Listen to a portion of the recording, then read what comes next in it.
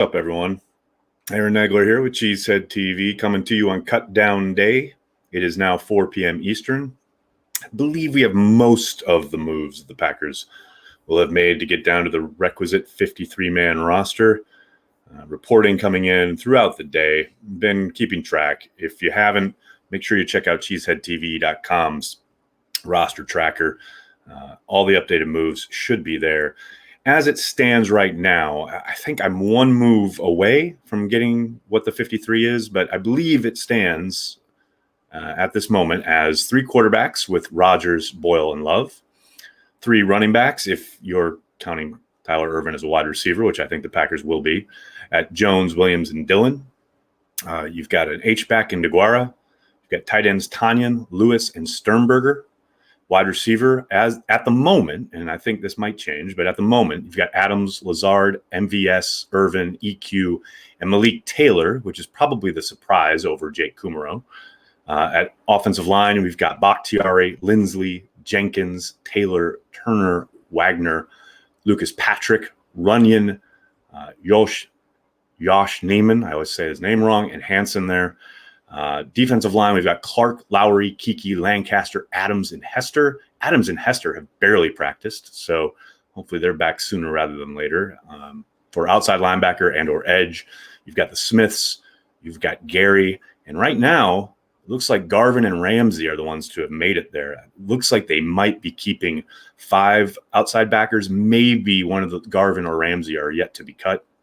And that may actually happen as I'm talking to you guys. You've got at inside backer and backer, you've got Kirksey, Martin, Summers, and Burks. Martin probably going to be put on IR and brought back later in the year. Jair, King, Sullivan, Jackson, and Holman are your corners. Amos, Savage, Green, Redmond, and Scott at the moment, though, again, any one of these fringe down at the bottom of the depth chart guys could be gone because I think I'm one over here. And then Crosby, Scott, and Bradley are your specialists. Hello to everybody in the comments. Good to see everybody. Thanks for hanging out on a Saturday afternoon to talk some Packers. Real quick, I want to give a shout out to some of our partners, namely the Green Bay Packers official yearbook. Check out this bad boy. I mean, look at this gorgeous cover over my face. Come on, how can you not want some of that? The 2020 official yearbook of the Green Bay Packers. Go to packersyearbook.com. and use code CHTVBOOK, that's CHTVBOOK, to get 10% off. That's going to be delivered directly to your door. Beautiful artwork, great articles. You want the official Green Bay Packers yearbook if you're a real fan, which obviously every single one of you are. Malik Turner was cut. Yes, he was. Got to catch up on these chats now. What do we got? We got Tim with the super chat. Go Pack Go from the UK, Nags. I'm ready for some late nights. There you go, buddy. They're a week away. Coming at you soon. Thanks for sticking with us here at Cheesehead TV on Cut Down Day. What else we got here?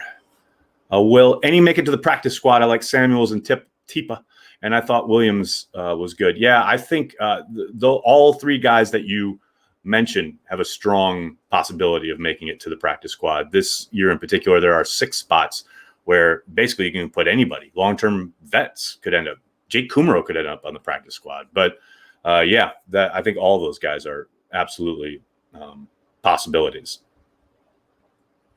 Sorry, but Jake, I believe you mean Kumaro, is overrated. He had 2 years to prove himself and it did not do anything. Sorry.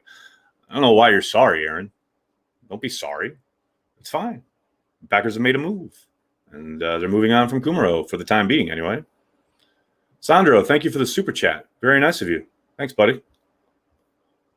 Only one I'm kind of surprised about is TD Jesus. Krista, I think for good reason. I mean, literally yesterday we heard Aaron Rodgers on Sirius XM radio talking about how dependable Jake is and what a good camp he's had. Yet another move to show that the Packers are trying to get Aaron out of town. I'm kidding. Totally kidding. But yeah, I think I understand being surprised by that move, but I also understand the Packers finding someone presumably in Malik Taylor who they see a little bit more athletic upside with and think that they can do some development. You know, practice squad guy, former undrafted kid. You like his upside. There's no doubt about it. And he seemed to really relish being a part of the run game, which is something you have to do if you want to play a Matt LaFleur system. So interested to see if he's even active on game days. But yeah, I like the early stuff we've seen from Taylor this summer, no doubt. Patrick, thank you for the super chat. Can I receive the Packer yearbook in Europe? I believe so, Patrick. Head to packersyearbook.com. I think they have their shipping policies laid out there. I will try and find out for you tonight and let you know next time. Nags, did we upgrade at all from last year? Yes, in the development department. If you look at guys like Rashawn Gary, Robert Tonyan, players who were already on the squad who will be better this season than they were last, that is where the improvement comes. And that's what the Packers believe in. And that's what they're going to lean into this year more than any. And after an offseason, which saw a worldwide pandemic completely wipe out any on-field work, I think the Packers are sitting in a pretty good spot in that regard. James, thanks for the super chat. Will the real Malik still stand up? How long till other teams have to make claims on guys Green Bay wants on the practice squad? The deadline, I believe, is 3 or 4 p.m. tomorrow. Might be 5 p.m. I know they've moved it the last few years. But yes, it's tomorrow afternoon. So they've got basically 24 hours to make claims on players that were released today. I think there's a good chance that most, if not all, of the Packers moves, the guys that they released today, will be available. Probably make it through waivers, but you never know. There's all it takes is one team, one GM to really like a guy. Maybe he likes somebody coming out of college, whatever, and takes the opportunity to bring him in. But remember, if you want to bring somebody in, and this includes the Packers, if they see somebody cut somewhere that they think could help them, they want to bring them in, when you claim them off waivers, you have to put them on your 53-man roster, which means whoever that at least one person on the 53 today would then have to be cut. So that's why we always say the initial 53. It's not the final 53. It's the first version of the 53-man roster. And there'll be moves made as far as putting guys on IR, no doubt. The leading candidate obviously being Kamal Martin, which would open up a spot. Adrian, thank you for the super chat. When you slurp your coffee, it sounds like you're taking a bong rip, and it adds a lot of gravitas to what you're saying. All we are is dust in the wind, dude. Thanks for the super chat. Thoughts on MVS? Think he has a breakout season? I don't know about breakout, because I don't know how many opportunities he's going to get down in, down out, game in, game out. But I do think he's going to be much more dependable than he was last year. I don't think he's ever going to be in a position to catch, say, 80 balls for 1,000 yards. But I do think he's going to be a bit more productive than he was last season, especially down the stretch, which as Packers fans, that's what we want. What position will be more beneficial as a committee rather than individual, tight end or running back? Well, I think both of those definitely fit the bill, but I think tight end is the one that's really going to be different from week to week, depending on what kind of defense they're facing and what they think matchup-wise works best. I mean, at running back, there will be a committee. There's no doubt there, but Aaron Jones is obviously your lead dog. With the tight end, I think Tonyan will most likely start as tight end one, de facto tight end one anyway. But I do think Sternberger will be mixed in a lot. I think we know what Big Dog can do and is capable of, and where his skills fit best. And then DeGuara, he's a really exciting athlete, and I think there are certain situations, maybe opportunities for him in absolutely finite game plan stuff that they utilize him for. So I think that will be much more kind of position by committee, so to speak. Aaron Jones is the GOAT. The GOAT, big A, rivaling big B. Get it? I love it. People texting me while I'm live. Is there a reason the defensive line coach said that it was a put up or shut up year for the second-year man, Kingsley Keke, as opposed to the fourth-year man and Montravius Adams? He was supposed to break out. Well, I think a lot was said about Montravius last year, and then nothing came to fruition. And then Montravius had one good practice this year and then hurt his toe. He has a sprained toe, which has kept him out basically the entirety of camp. But yeah, it's put up or shut up time for Keke, because there's a ton more upside in my mind for Keke than I've seen from Montravius. And I think Montgomery's trying to light a fire there a little bit. And he's certainly seen, and I followed up on that exact thing the last time we got to talk to Jerry. And he said he's seen some really promising stuff, but it's the consistency or lack thereof that is still kind of setting him back. I think as the more he gets an opportunity to get on the field and develop, the better off this defense is going to be. With Montravius, you would have liked to have seen development, what have you, but he hurt himself that very, very first day. So it's hard to say much of anything about what kind of year he's about to embark on. David, thanks for the super chat. I have no question. I'm just stoked for football. Go Pack Go. David, let me show you something from the archives here. This is a Cheesehead TV football, my friend. Old school, one of the last of a dying breed. Don't even exist anymore. I got this football. I've been throwing it around all day. I'm so pumped, dude. I'm so ready for football. James, thanks for the super chat. McCarthy versus HaHa, the new Rodgers versus Jennings. Oh, no. Wait, did HaHa say something? Oh, that would be great. I haven't seen any quotes from HaHa after he'd been released by the Cowboys, but that would be fun. Do you think Alshon Jeffrey would help the Packers if he is released, taking Devin Funchess' spot? Not really. I think he still has a place in the league. I won't be surprised if he does end up getting traded by Philly somewhere, as reports have indicated today. But the Packers really like their own guys. They like developing their own guys. Malik Taylor making the squad is about as big a move as I expect the Packers to make at wide receiver. They have had a couple guys in for workouts, so maybe there's some other things brewing. But I think the guys you see today are probably going to be the guys that they end up going with through the season. I need one of those to throw at my TV. They are, I'm telling you, these footballs are amazing. I had a friend who had one and his dog destroyed it, and he tells me every day he needs a new one. Will I watch all the Thursday night coverage this year? I'll watch all the games. I won't watch pregame. I never watch pregame anymore, except for Cheesehead TV pregame each and every week, live here on all the Cheesehead TV social channels. How's that for a plug? Nags, you think Gary's team is going to be start marketing Bane Gary? I hope we get a Bane sack dance. Well, yeah, he's already made the merch. I think they definitely going to start. And you saw his tweet yesterday where he thanked me for my question. I think Bane Gary is going to take off. No doubt about it. G. Quinn, what's up, man? Thanks for the super chat. What does it say that Alex Light got cut with Billy Turner being out? Valdir incoming? No, I think it's much more about how much they like Josh Neiman. Josh Neiman? God, I always say it wrong. I think it's much more about that than making a call to Valdir. Now, obviously, Valdir is still out there, and maybe that call gets made. But I think with Light, it's about not seeing enough development. Obviously, you saw a very rough outing last year in Kansas City. It was one of the reasons they went and made that move to get Valdir. I don't doubt for a second that Valdir would jump at the chance, the opportunity. But like I said, I think they really like Neiman. And I think the fact that he missed almost all of camp and is still supposedly about to make the 53-man roster tells you what they think about him and his ability to step in.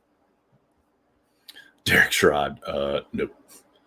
How does one sign up for Patreon? John, head to patreon.com/cheeseheadtv, and you get everything you need right there. Hold on. Let me just put the old link in the chat here, and you can just click away and head right over there. There you go.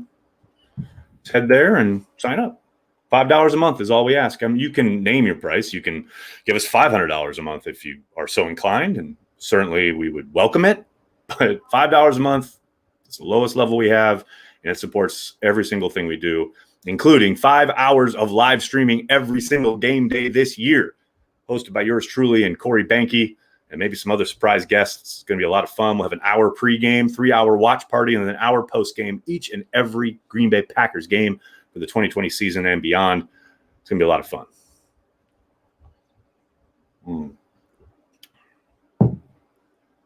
Does Malik have any return ability, or is Irvin the primary returner at both punt and kickoff? Yes to both of those, actually, Duke. I think Malik does have. We've seen him shag a few in practice, but I do think Tyler Irvin will be your primary returner regardless. I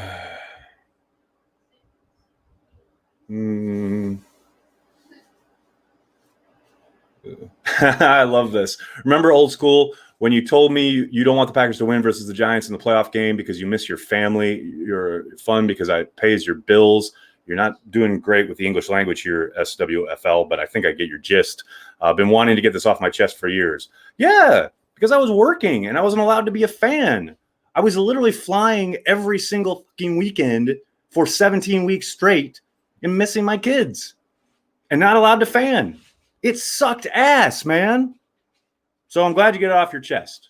Yes, I was really hoping they lost so I could get home and see my kids. Sue me. What about Griffin? Any interest? I don't know if there's interest. I think it's a possible move that they might look at. I think it makes sense because of his ability to do a lot of different things. They really like versatility. They talk about it all the time. And obviously, they could use some athleticism in the middle of their defense. Now, all that said, I doubt that's a move they make, but I wouldn't dismiss it out of hand. Absolutely. You can't say shag. It means something else in the UK. I'm not in the UK. I had this happen the other day on Twitter.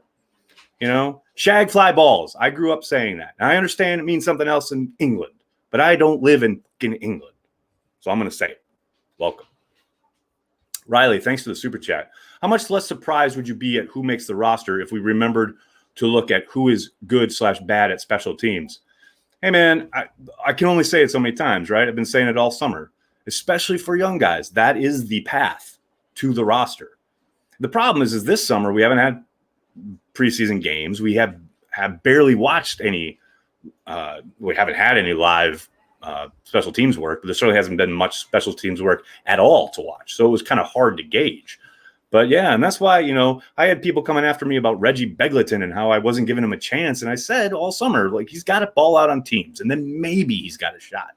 Well, today he got cut and maybe he's back on the practice squad. I hope he is. But that's the reality of the NFL. You know, there are only so many reps to go around and you're not going to be getting tons of them, the ones and twos. So if you are one of those lower roster guys, you got to ball out on teams. That is it. This is a number one way to punch your ticket to the roster. Son of a Sparta, thanks for the super chat. I don't see a question, but I thank you for the support. Thanks, buddy. Well, there's your question. Is Lazard a legit number 2? 1 billion% yes. No question about it. Step back and watch him ball out. Thanks for the super chat. Some rubbish right there. Well played, Joey. Any pressers after releases are final? Yes. We're going to hear from Brian Gutekunst in about 2 hours. He's set to speak to the media. I believe it's 6:30 my time, 5:30 Lambeau time. Obviously, after all these cuts get made, they'll probably go about looking at the waiver wire, putting in their claims, etc. So Brian's a little busy right now, but we will hear from Brian in a couple hours. Angel, thank you for the super chat. Very nice of you. Jitsu, thanks for the super chat, buddy. Andy Herman wants to see Banky's angry DMs sent to you. Why doesn't he just watch the blogosphere on transplants? Same thing, right? Oh, no. I thank you, but what Banky sends to me in DMs are 10 times worse than what you see on blogosphere. I expect a big year from EQ. Unfair?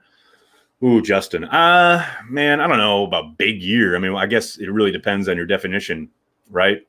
I think he's going to be solid. I think he's got a chance to really help the team. But big, if you're talking from a production standpoint, it's going to be hard for him to see tons of targets and, you know, have lots of opportunities to put up big numbers. Now, obviously, you can contribute without putting up numbers, but I just think, you know, between not only the guys in front of him in the wide receiver group, whether it is most likely Adams, Lazard, and MVS, but then you've also got guys in the passing game when it comes to the tight end position. You got the running backs going to be catching a lot of footballs. So I just think EQ has got a chance to help the team. There's no doubt, but to have a quote unquote big year, that might be pushing it. Thanks again, son of Sparta. Thanks for the super chat. Will Rashawn be a 6 to 8 sack guy or double digit? See, they keep talking about getting him on the field more, and that certainly seems to be the trend as far as what we've seen in practice. He certainly looked like he's been disruptive. He's absolutely been in the backfield a ton. You can never really know when things aren't live, you know, but to me, yeah, he looks like a double-digit sack guy. I think he's going to wreak havoc this season. It's all about getting him opportunities, letting him pin his ears back and get after the quarterback. The more often he's allowed to do that, the more sacks he should get. What stood out about Malik Taylor that made Green Bay choose him over Begelton and Kumaro? Over Begelton, I don't think it's much of a choice, but over Kumaro, it's. I think that was probably going to come down to his fluidity as an athlete, his ability in and out of breaks. I think he has softer hands, more natural hands. And to me, the one thing that probably would have kept Kumaro around if they were a 50-50 thing was Kumaro's ability in the run game, his willingness as a blocker. You saw even through the playoffs last year, him taking on defensive ends, for God's sakes. Taylor seemed to relish that as well, though. And I don't think there's much of a drop-off there in that regard. And so, given that, you look at the upside athletically, I think they just wanted to go and make the bottom of that depth chart a little bit better, a little higher upside. And, that's how Brian has gone about a lot of this stuff, as far as not making dramatic moves, but incrementally increasing the talent level across the board. Do I see Jamal Williams being trade bait this year? Oh, Big B, close your ears. No, I don't. Now, that doesn't mean they wouldn't listen if someone called, but I think they really like him. I think they love him in this offense. They love him as a complement to Aaron Jones. And I think the offense benefits from everything he brings to it, whether it's his grittiness, his ability after contact. And I tell you what, guys, I know you've probably read a lot about it after seeing all of his workout videos this summer. We've talked a lot, both with him and his coaches, about his improvement in the passing game. It is real. That's all I can say. I mean, it is striking how much more kind of nimble and loose and fluid he looks coming out of the backfield. I think you're going to see that on display throughout the season, and that allows them to be flexible and malleable and do a lot of different things on offense. Whereas last year, I think you saw a lot of, okay, Aaron's the receiver, and yeah, we'll use Jamal on some checkdowns, maybe a screen, but they could legitimately use him down the field this season, and that could be fun. Angel, thank you for the super chat. How many picks will Jair get this year?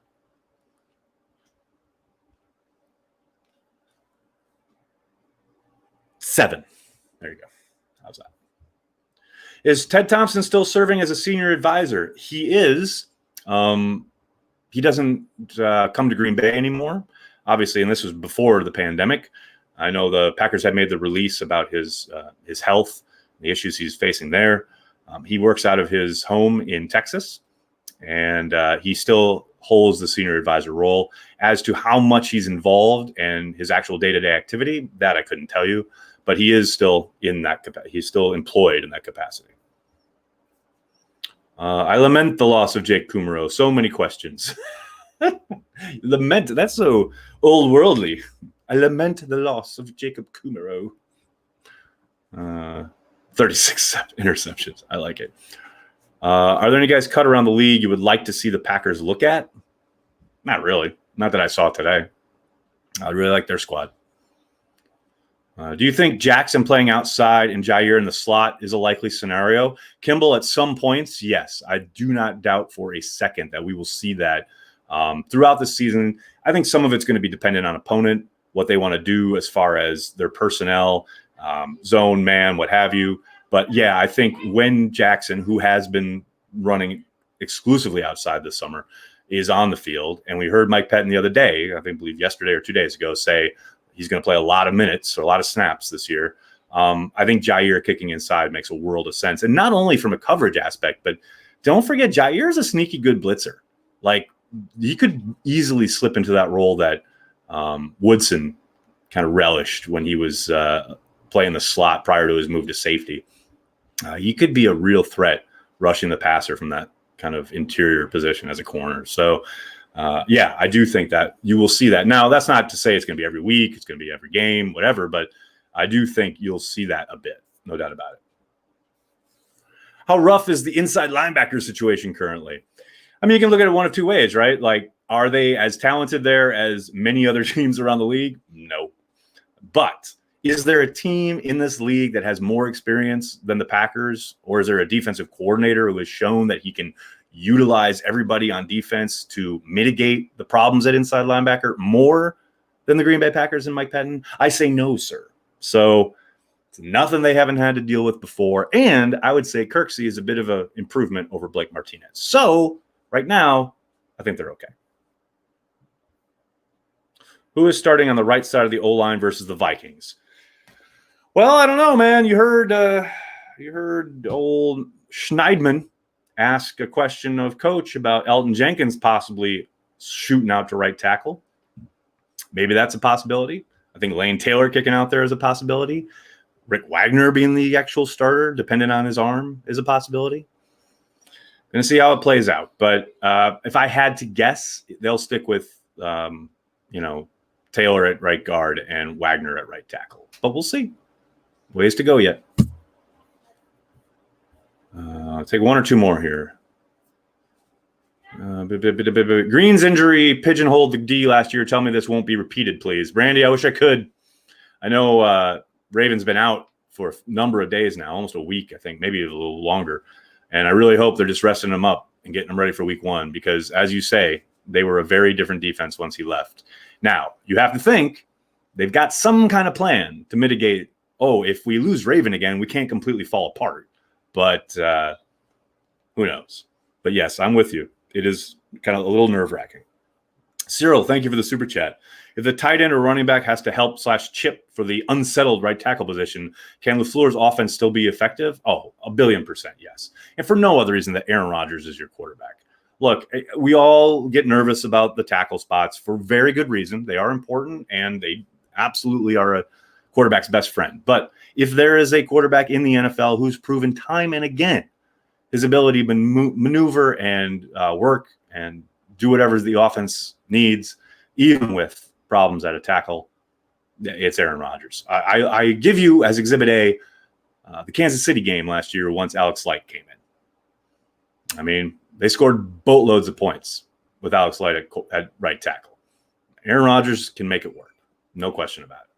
All right, guys, I'm going to have to get going. I can't thank you guys enough for hanging out, talking some Packers with me today. As I said, we'll hear from Brian Gutekunst later in the afternoon, I believe 6:30 Eastern. If anything earth-shattering comes out of that, I may go live again this evening. I tend to doubt that, though, so I'll probably talk to you guys tomorrow. In the meantime, as I said at the top, do yourselves a favor. Go get yourself, look at this beautiful 2020 official yearbook of the Green Bay Packers. Head to packersyearbook.com. That's what you want in your life right there. You want a official Packers yearbook. Oh, my God, it's gorgeous. Go to packersyearbook.com and use code CHTVBOOK. That's CHTVBOOK. That's the one you want. And then, as well, what else do you want? You want to go to patreon.com/cheeseheadtv and support the channel, man. Support what we do at Cheesehead TV. All we ask is $5 a month. Supports literally every single thing you see on these channels, our website, social, etc. We thank you so much. And hey, I know the world being what it is right now, not everybody's got $5 a month to throw around. So if you don't, please just hit like on this video, subscribe to the channel, tell your friends, tell your family. Cheesehead TV. We are devoted to Green Bay Packers fans worldwide. Thanks a lot, everybody. Have a great day. Go Pack, go.